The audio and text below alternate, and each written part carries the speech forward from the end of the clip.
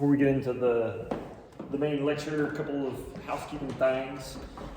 One, test or first exam is a week from today, so it'll be next Friday. If you haven't seen that one way or another, it'll be a week from today. Also, if you pay real close attention to Google Classroom, you might have noticed that this morning I posted an example exam. It's a kind of a mock exam.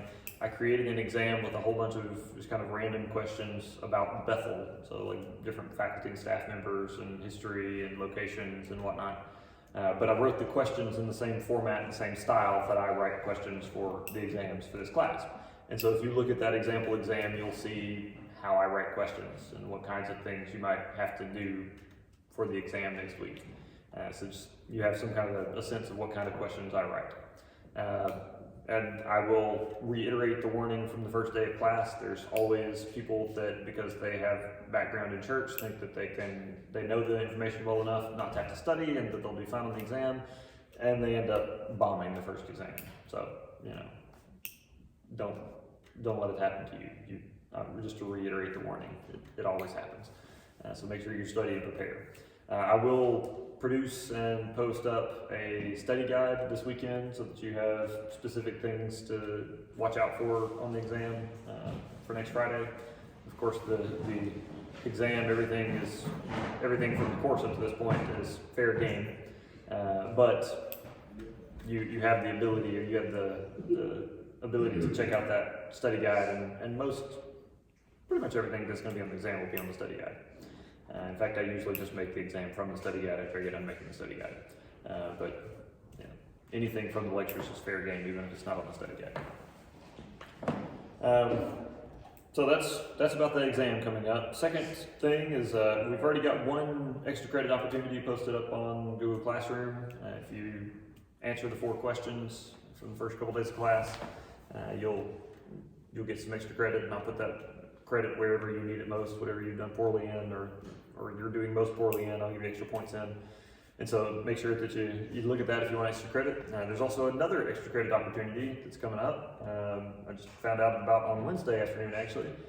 Today in the story, as we go through, we're going to come up on the origin of the name Bethel University. And connected with that, the chaplain Hames, or Chap, as she's usually called. I have a hard time calling her Chap, but everybody else calls her Chap. So Chap is going to be taking her Old Testament classes on a campus tour to see various artwork all over campus that she and her husband and some others have contributed because of the meaningfulness of the fact that Bethel University is the name Bethel, and its kind of purpose is connected to this story. She takes her classes on a campus tour and shows all of this art and kind of explains the meaning in the various places that it's found all over campus. And so if you would like some other extra credit, another opportunity for extra credit, show up for her class and take one of those tours.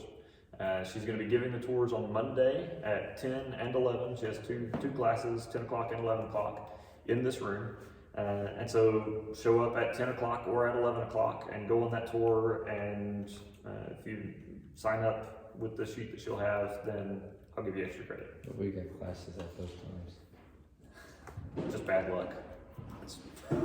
It's when she's doing them, and so it's when I can offer the credit. Yep.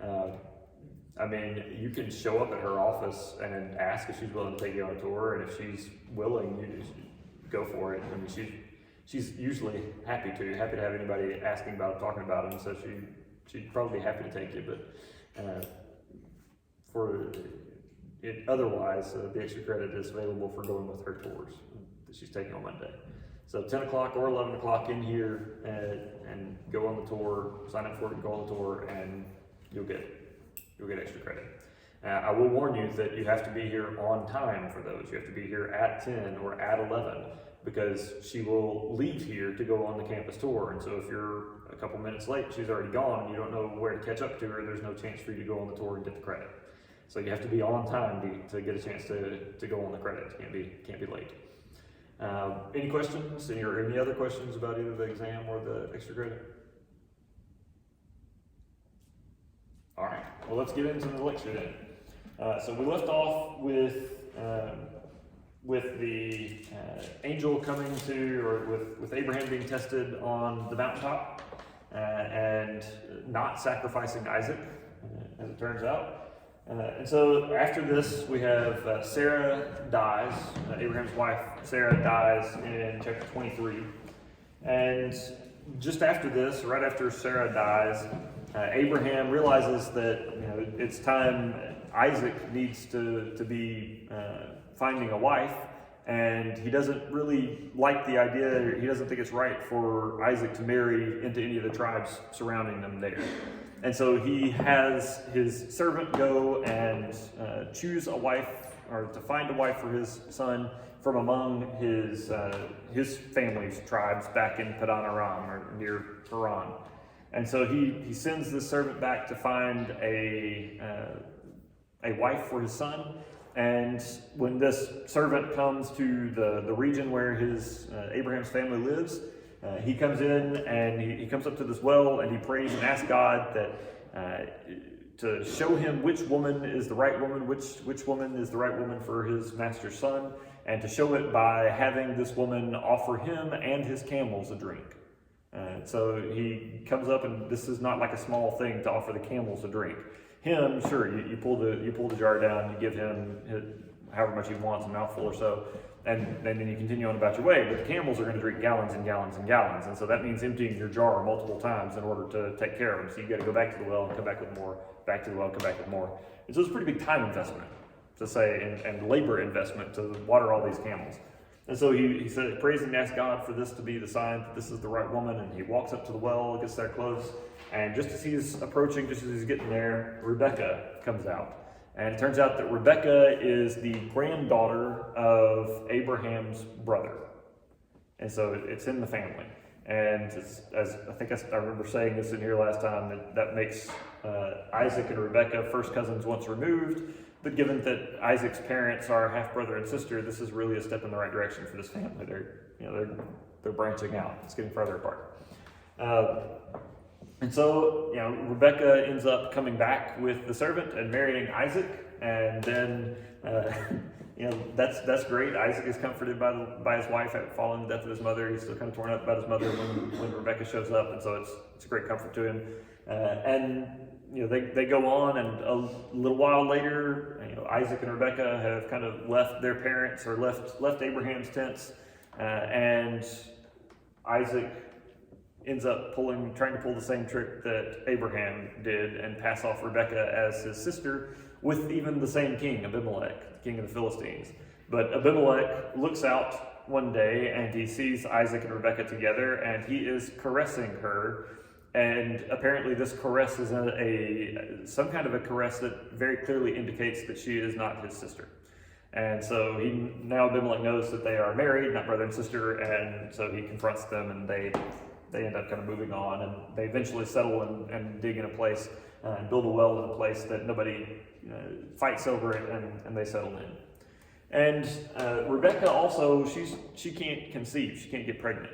But unlike Abraham and Sarah, who come up with the plot with Hagar to produce heirs in Sarah's name, Isaac just prays and asks God to let her get pregnant, and she does.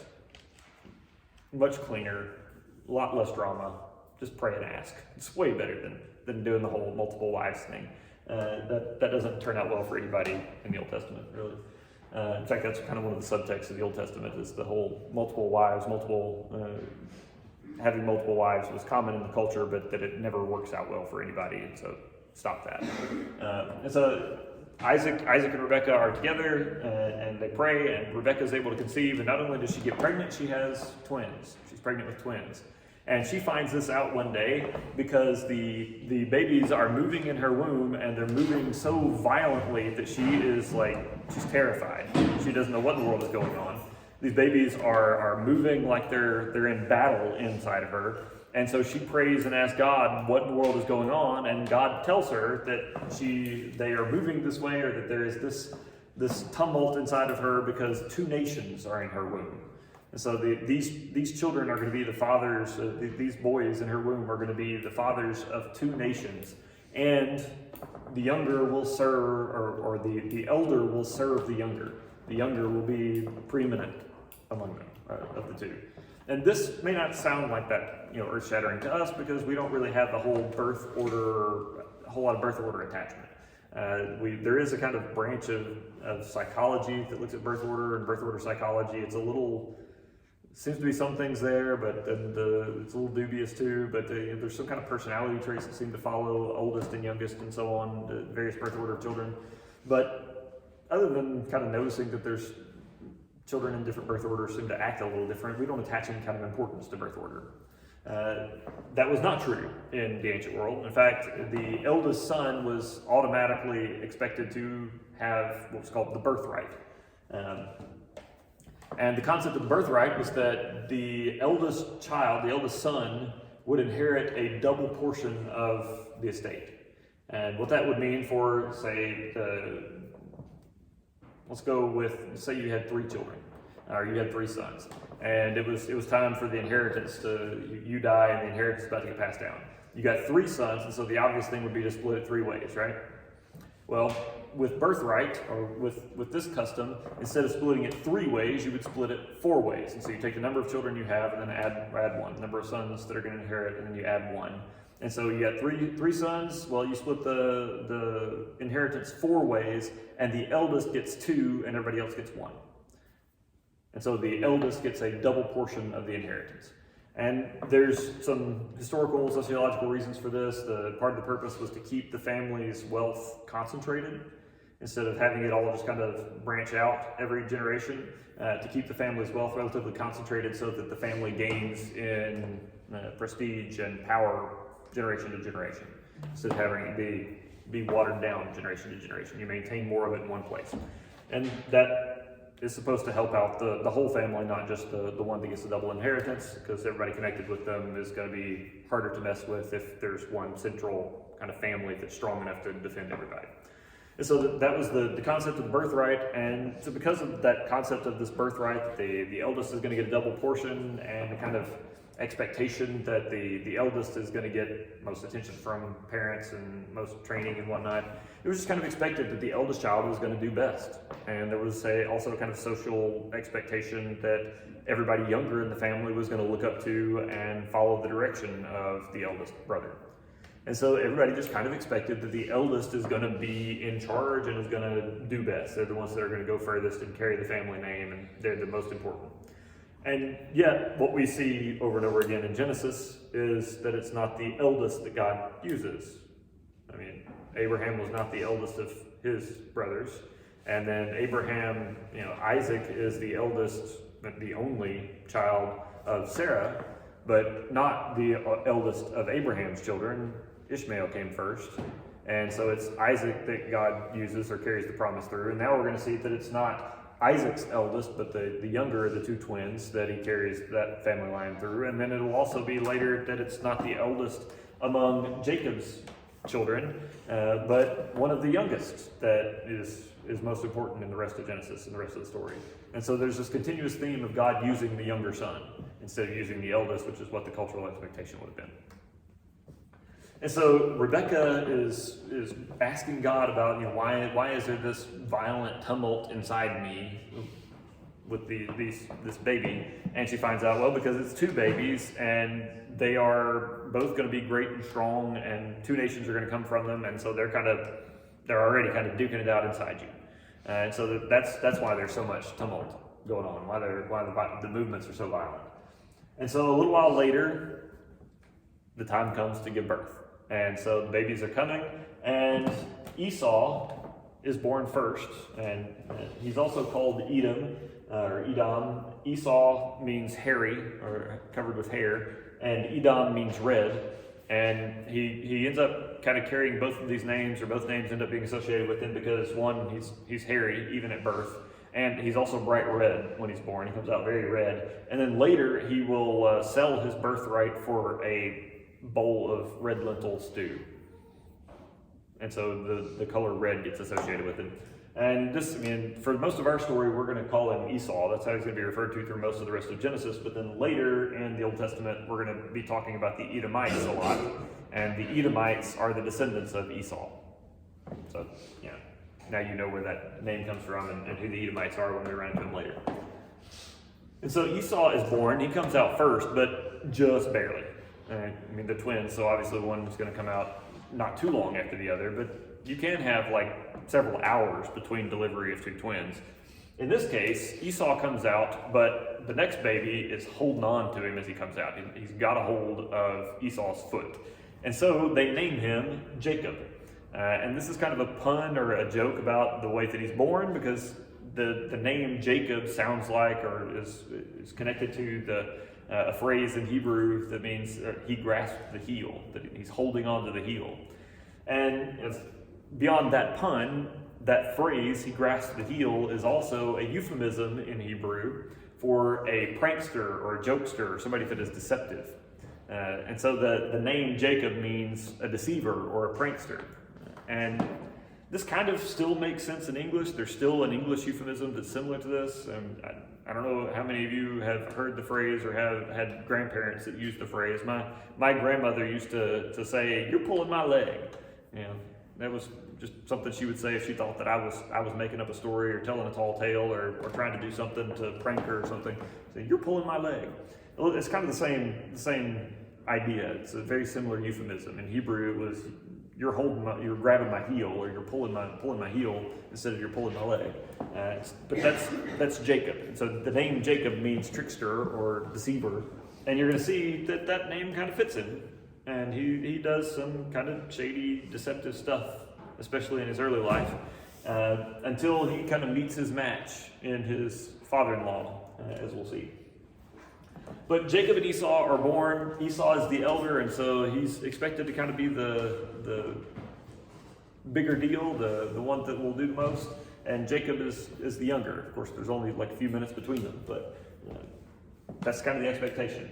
But Rebekah had her revelation from God when she heard God say that the younger will be greater than the elder, and that the older will serve the younger. And also, as Esau grows up, he becomes this hunter. He hunts a lot. And it turns out that Isaac really likes the game that Esau hunts, and he likes the way that Esau cooks it. And so, because Esau brings him game, he kind of starts to prefer Esau, and so Esau is his favorite. But Rebekah knows about Jacob, about the younger being greater than the elder, and that Jacob also tends to stay around the house and keep up with the flocks and stay closer to home. And so he's there with mom more, and so Jacob becomes Rebekah's favorite. And that will become relevant in the next story after this one. But then it's a little while, just a few years later, they're at most teenagers at this point. Esau has gone out hunting, and he comes back and he is starving.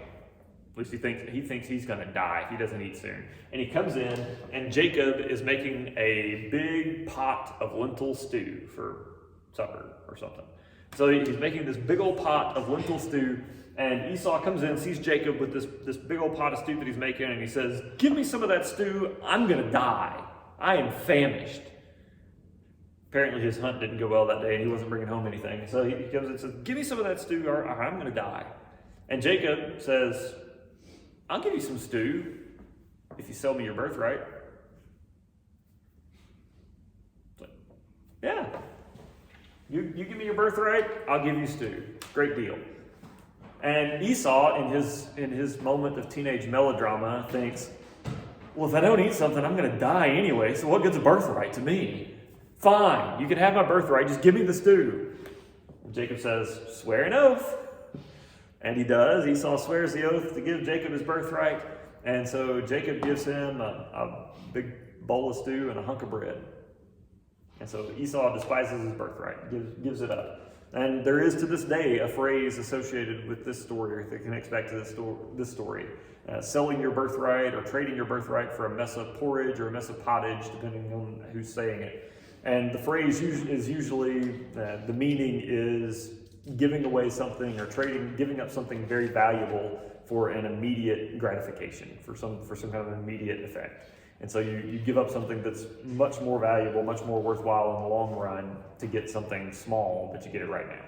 And so you're trading your birthright for a mess of pottage or porridge.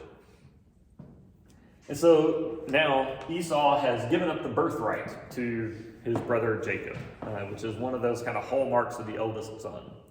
And then the next story, the next thing that we see between Jacob and Esau is Isaac has gotten to be very old. He's really elderly. He knows that he's probably not going to live that much longer, and he's lost his eyesight. He's going blind, and he's losing his other senses as well. He's not hearing as well as he used to. He's probably not feeling as well as he used to. Not able to tell what he's feeling when he touches something as well. But the big thing is that he's lost his eyesight. And he's realizing that his life is probably coming to a close. He's not sure when he's going to die, but it could be soon. And so it's time to give the blessing, to give his sons their blessing, which is kind of the father's final words over his sons, where he kind of expresses what he thinks their future holds. And there's a sense that this blessing, because it's coming from the father who knows them best and who is leading over the family, that this blessing is going to be very accurate and maybe even has some kind of force or power behind it that will actually change the future. And so the blessing is a big deal. And father definitely doesn't want to contradict himself in giving it, so he's not going to give the same blessing to two different sons, for example. Say that you'll rule over your brothers, and tell the next one, no, you'll rule over your brothers. He doesn't want to contradict himself. The blessing is seen as very, very big deal and potentially very powerful. And so Isaac calls in Esau and says, look, son, I'm getting old. I don't know how much longer I'll live. It's time for me to give you the blessing. And so go out into the wilderness and hunt for some game and bring it back to me and cook it the way you do, the way that you know that I like it, and bring it to me. And after I've eaten, I'll give you my blessing. And so Esau heads out and goes to go hunting and try to get some game to bring back to give Esau the meal that he likes, or give Isaac the meal that he likes so that he'll give Esau the blessing. Well, Rebecca is hanging out outside the door somewhere, and she hears this conversation. She hears Isaac say all this to Esau.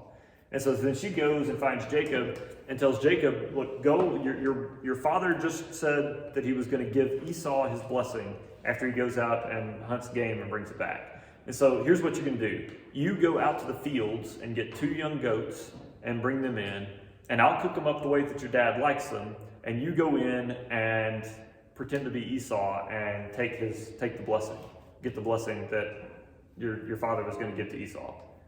And Jacob is not real comfortable with this plan. He says, it's like, I don't sound like Esau. I don't feel like Esau. I mean, even though he can't see me, I got smooth skin. Esau is Esau. He's hairy. Dad's not going to be confused here. This isn't going to work. And when he realizes that I'm trying to deceive him, he'll curse me instead of bless me. And Rebecca says, don't worry about it. I've got a plan for all that. And if he ends up cursing you, let the curse fall on me instead of you. Just go and do what I said. And so Jacob runs out to the field. He gets two young goats and brings them in, and they kill them, and she starts preparing them, getting them ready and making them the way that Isaac likes. And while the meal is preparing, she takes the skins from the animals, the goats, and makes them into these hangings or these coverings for Jacob's arms and his neck, the places that Isaac might touch him while he's in the room. And then also goes and gets some of Esau's clothes that have been worn since they've been washed and puts those on Jacob. So now Jacob is going to smell like Esau. And finishes cooking the meal and gives it to Jacob. And Jacob takes it in and says, Father, I'm here. Sit up and eat and give me the blessing. And Isaac says, who is that? And Jacob says, Esau, your oldest son. Sit up and eat and give me the blessing. And so Isaac is thinking to himself, that sounds like Jacob, not Esau. But he's not thinking of potential deception or trickery here. So he takes some of the food and he starts to eat it, and he touches Jacob in the process. He touches the hand and he feels the hair. And so he thinks, well, the voice is the voice of Jacob, but the hand is the hand of Esau. And so he finishes eating the food and he says, well, come and let me kiss you, my son. And so Jacob comes up close and Isaac leans in to give him a kiss, and he smells the clothes. He smells Esau's smell. And he thinks, definitely, this is Esau. And so then he pronounces this great blessing, this strong blessing over Jacob, thinking that he is Esau. and promises, basically the blessing is kind of this expectation, this promise that the younger, or that his brothers will serve him. And he thinks he's saying this to Esau, that your brothers will serve you, that nations will come and bow down to you, and that those who curse you will be cursed, and those who bless you will be blessed. So he gives him, and wine and good fields, good crops from the fields will be yours, and all these kind of big blessings he promises to Esau. And after he's done, he promises to Jacob, thinking it's Esau. And after he's done, Jacob leaves, and about that time Esau comes wandering back in with some game and starts to prepare it and get it ready, and then he takes it in and he says, "Father, I'm back. Sit up and eat and give me your blessing." Isaac says, "Who's that?" "It's Esau, your oldest son." "Then who just left here?" Very quickly they figure out that it's Jacob, and Esau starts to kind of fall apart and just starts weeping. So, "Father, don't you have a blessing for me? Is there anything left to bless me with?" And Isaac says, "I gave him wine and wheat and success in agriculture. I gave him, that you would be his servant, and that everyone who blesses him would be blessed and curses him would be cursed. There's not much left." And Esau says, "Father, bless me too. Give me something. Give me a blessing too." And finally, Isaac comes up with something to bless Esau with. And basically the blessing is, your dwelling will be away from the fruit of the earth. You won't have success in agriculture. That won't be your thing.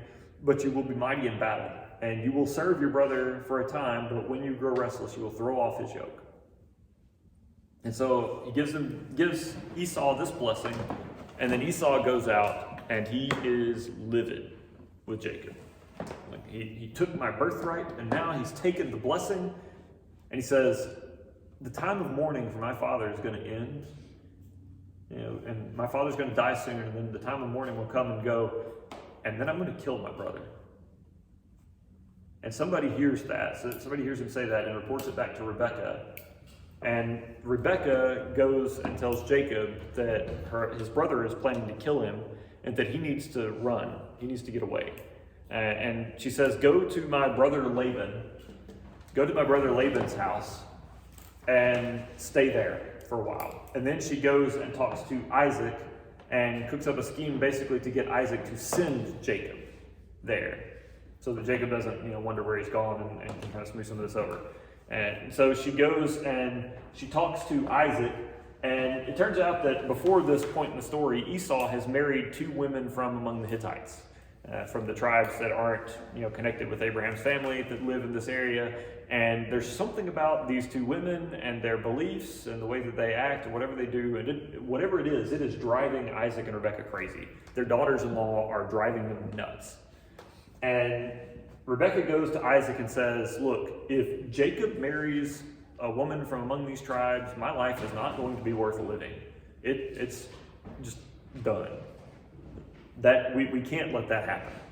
And so Isaac calls Jacob in and says, "I'm going to send you to your wife, or to your mother's brother, to Laban, and you're going to find for yourself a wife among his people, among his family.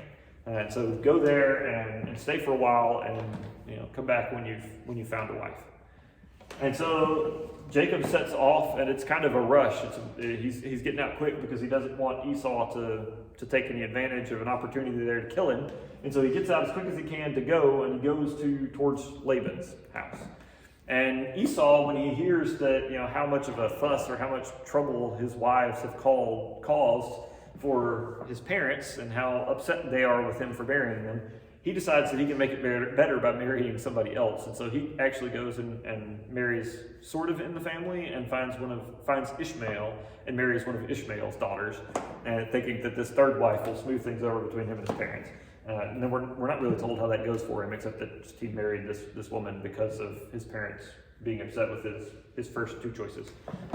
But Jacob takes off to go to Laban. He's kind of rushing. He's trying to get there in a hurry.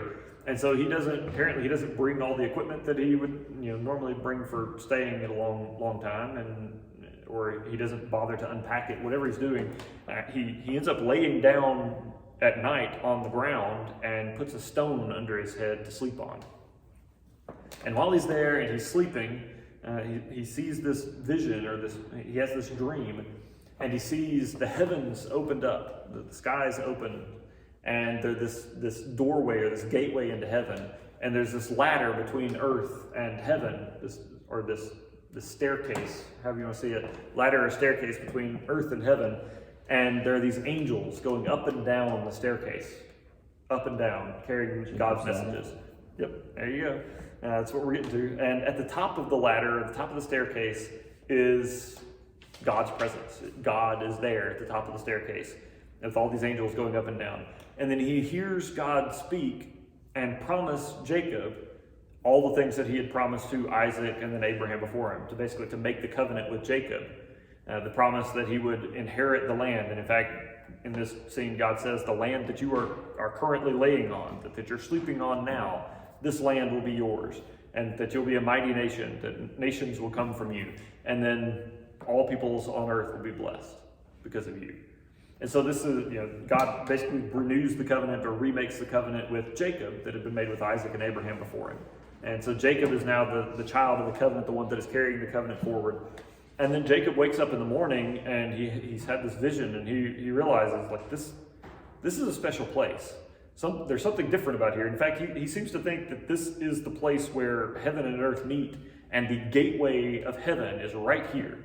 This is where the angels come through to deliver God's messages on earth, and this is where God comes to come and walk on earth. This is the doorway that God comes through. That's not actually, fully true or part of any Christian or Jewish theology now, but it seems to be what Jacob thought at the time. And so he names this place Bethel, or Bethel, and the name Bethel means house of God. And in fact, in general, whenever you see the letters EL in the Old Testament, and you see them at the beginning or the end of a word, chances are that El has something to do with God, because it's an abbreviation for Elohim, which is the word for Lord or for God. It's kind of a generic word for God, and not the specific name that God gives later, but this EL is an abbreviation for God. And Beth, in this case, Beit or Beth, is a house or home. And so Bethel is house of God. That, by the way, might be a test question. Just saying. So Bethel means house of God, and he names this place Bethel because he's convinced that this is the place that God, the angels, come to earth. This is where they land when they come from heaven. This is where the angels land to go and deliver God's messages. And there is this gateway or this doorway into God's house or to heaven from here. And so he calls the place Bethel, and then he gets up and he builds an altar there, kind of a monument there, and then he moves on to go on to Padan Aram, to Laban's house. And he's approaching Laban's house. He's getting close to Laban's house, and he comes up to this well, which is apparently the matchmaking center in the ancient Near East. It's where you go to find a wife, which you'll see. And so he walks up to this well, and he sees that there's this group of shepherds kind of just sitting around waiting. And he walks up to them and asks, is this near, or am I close to the house of Laban? Does anybody know where he lives? Where is Laban's territory? And they say, yeah, this is Laban's territory. We're nearby. And so he asks, well, is Laban well? Is he doing okay? And they say, well, yeah, he's doing fine. And things are going well for him. And actually, here comes his daughter. And so Jacob kind of looks around at the daughter and kind of looks back and says, well, why are you guys just kind of sitting around here? I mean, it's the middle of the day. Your flocks could be out grazing and eating in the fields. Why are you guys just sitting around and waiting? And they say, well, it's our habit. Every day we gather here, and once we're all gathered together, everybody's here, all the shepherds are here, we work together and we move the stone and off of the cover off the well, and all of our flocks drink, and then we go back out to the fields. And so we're waiting on everybody else, all the other shepherds to get here. And so after that kind of exchange, Jacob looks around, and there's Rachel. She's the daughter of Laban. She's gotten closer, and he can see her, and he's blown away. I mean, she's amazing. She's beautiful. She's gorgeous, and he's lost his mind already. Any of you guys ever tried to show off how strong you were to impress a girl. Yeah, that seems to be like a common thing. It never really worked well for me because I graduated high school at 135 pounds, but it can't work for everybody, right? Well, Jacob apparently decides that he's going to impress Rachel, or he's just so blown away he wants to do something right away for her. And so he goes over and moves the stone off of the well by himself. And Rachel comes up and she gets to just drink right away. Her flock gets to get watered right away because Jacob has moved the stone for her. And as the flocks are having their fill, he kind of runs up and hugs her, embraces her, gives her a kiss, and tells her, "I'm your family," which kind of feels a little maybe aggressive and unwise and, creepy. He's going to run up to this random girl, especially in the ancient Near East, and start hugging on her and give her a kiss and then tell her that you're family. And so when Rachel hears that he is the son of Laban's sister Rebecca, she runs off back to the house to get Uncle Laban. And so she runs off to the house to get Laban, and Laban comes back and is excited to have this relative come back home and visit, and invites Jacob to come and to stay with him in his house. And Jacob stays there for about a month. And at the end of about a month, Laban says, "Look, you've been staying with me for a month now. You've been doing work around the place for me. You've been taking care of the sheep and my flock some. It's not right for you to stay and work for nothing. What would you like your wages to be? What should I pay you to keep you on?" And Jacob says, "I will work for you for 7 years for free if you'll let me marry Rachel." So he's fallen head over heels for Rachel. And so he says, "I will work for you for 7 years for nothing if you'll let me marry your daughter Rachel." And Laban says, "Yeah, better for you to marry her than somebody else. Better for somebody that's a relation at least to marry her than for somebody else to marry her. So yeah, 7 years you can marry her." And so he starts working, and this is kind of one of those sweet moments in the Old Testament, sweet moments in the text. It says that he worked 7 years to marry Rachel, but because of his love for her, it felt like just a few days. And so because of his deep love for Rachel and his just being obsessed with her and blown over by her, working 7 long years just felt like no time at all. And so the time comes, the end of the 7 years comes, and so Jacob goes to Laban and says, "My 7 years are up. I've worked for you for 7 years. Let me marry my wife." And Laban says, "All right." And so they schedule the wedding. They set up the bridal feast, which was a week-long party. So if you look at this text and you see the bridal week, it's a week-long party around the wedding. And so then the first night of it, the first night of this week is the wedding night when they're actually married, and the rest of the week is celebrating, partying with the newly married couple. And so they come to the wedding, and Jacob comes to the wedding. Wife shows up, in a veil, and they all dressed up and ready for it. And they go into the tents and they consummate the marriage. They sleep together. And they wake up the next morning, and the veil is gone, and it's not Rachel. Jacob has married Leah, Rachel's older sister. Laban has swapped the sisters on Jacob at the wedding. And so Jacob wakes up the next morning, and there's Leah. That's literally what the text says. He wakes up in the morning, and there's Leah. And so, of course, he's ticked and confused. And so he runs out to Laban and says, "What is this you've done to me? What did you do to me? I worked for you for 7 years to marry Rachel, and now you've pulled a fast one and swapped in Leah on me. What are you doing?"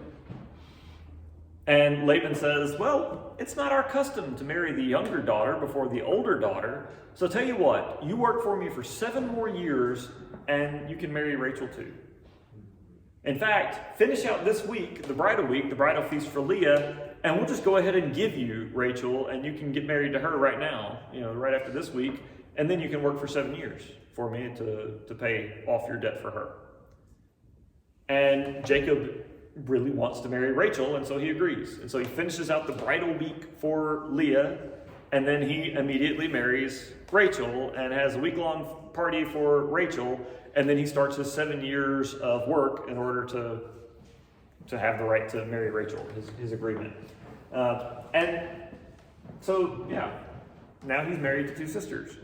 And as I told the last class, if there's anybody in here who doesn't realize why that's potentially a bad idea, then don't be in a relationship you're not ready for one. It's like if you can't see now why that's a bad idea, you don't need to be dating anybody because you don't know enough yet. You don't understand. Marrying sisters is not going to go well. It's not going to be nice and easy.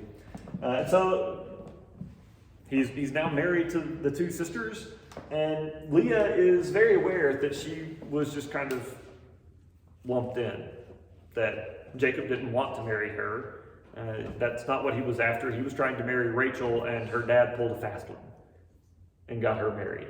And so she knows that Jacob's affection is not really for her, it's for Rachel. And God knows this, God sees this too, and so God causes Leah to be able to get pregnant, but Rachel not to. The favored wife can't get pregnant, and Leah can. And so Rachel can't get pregnant, Leah does get pregnant. And so Leah gets pregnant, and she gives birth to a son and names him Reuben. And the names, all of these sons' names have a meaning. And for Reuben, it's Leah says, God has seen my situation, seen my misery, and has given me a son, and now my husband will have affection for me because I've given him a son. And so she names him Reuben, which sounds like he's seen my misery. And then that doesn't actually seem to turn Jacob fully toward her. And so later she gets pregnant and has a son named Simeon. And the name Simeon means one who hears. And so she's like, God has heard my cry about my husband's lack of affection and given me another son. And then later she conceives again and gives birth to a son named Levi.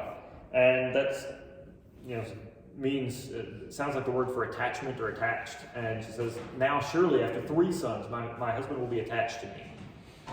And then she conceives and gives birth again to a son that she names Judah. And she says, now I will praise the Lord.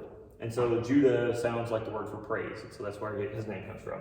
It seems to be, the first 3 sons, she's like, I just want my husband to love me. And the names of the children, the sons, reflect that. I just want my husband to love me. And then with Judah, it's, well, my husband hasn't come around. My husband isn't showing me affection, so I'll just look to God for my affection. I'll praise the Lord.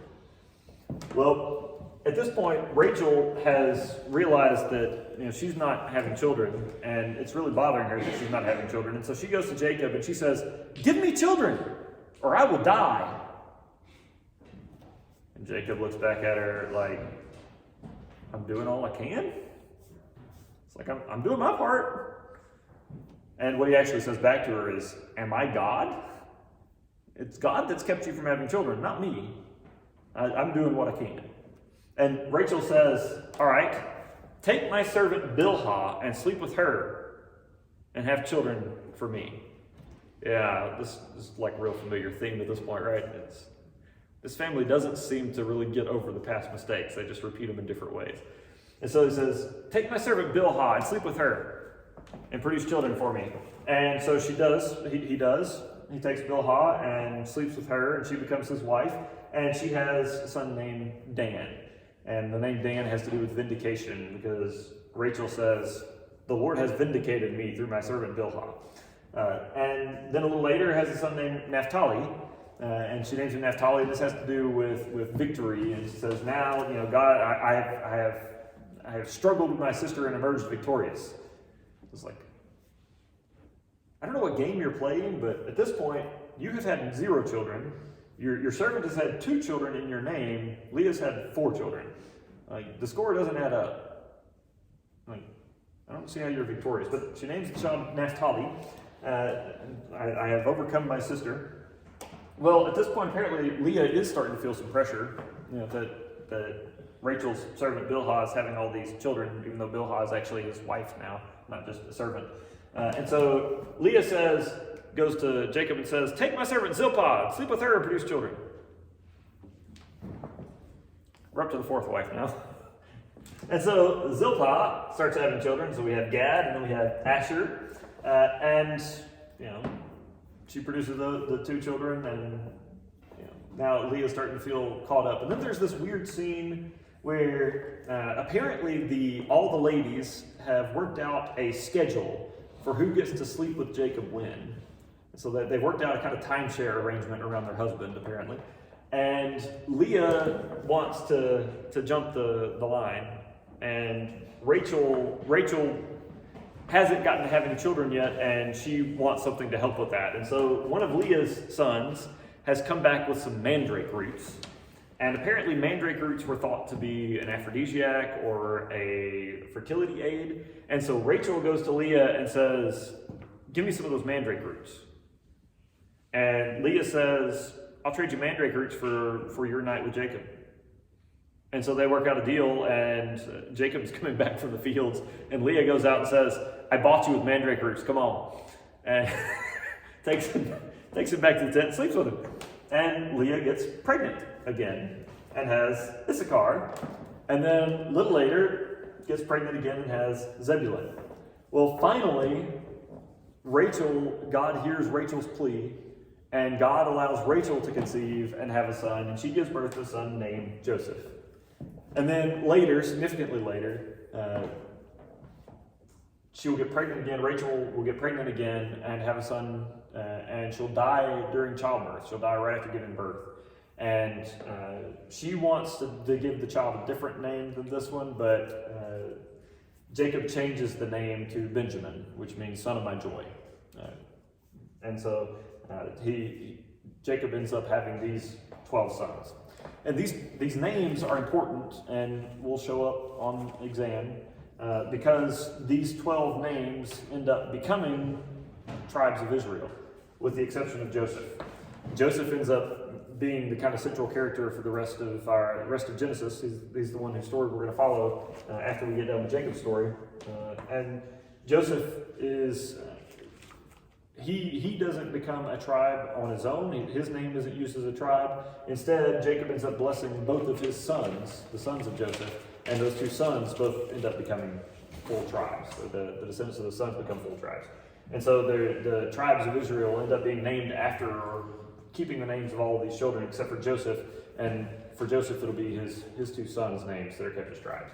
But these are the 12 sons of Jacob. And after having all of these kids, all this baby making, another 6 years, the 7 years for Rachel passes, and then another 6 years passes because Laban comes to Jacob at the end of the 7 years for Rachel and says, "Look, what wages do you want to stay on and keep working for me? Because things are going really well for my flock under your care. I want you to stay and work." And Jacob says, "Look, from now on, any animals born to the flock that are spotted or speckled or are black or colored in any way, basically every sheep that is not white comes to me as my wages, and all of the white sheep you keep." And so Laban agrees, and then he goes out to his flocks and he separates out all of the male and female goats and sheep that have any coloring in them at all, and gives them to his sons and sends them far away, and gives Jacob this flock of only pure white sheep and goats to keep up with. And he's thinking, I've just eliminated all the sources of the spots and coloring. I'm going to take this guy for a ride. He's going to work and come away with next to nothing. Well, God ends up blessing him anyway, and these flocks end up producing the strongest animals are always speckled and spotted and colored, so that Jacob always gets the best of the flock. And that relationship with Laban deteriorates, and we'll pick up with that on Monday. If you haven't already, hit the sign-up sheet on your way out, and we'll see you on Monday and finish up Jacob's story and start Joseph's.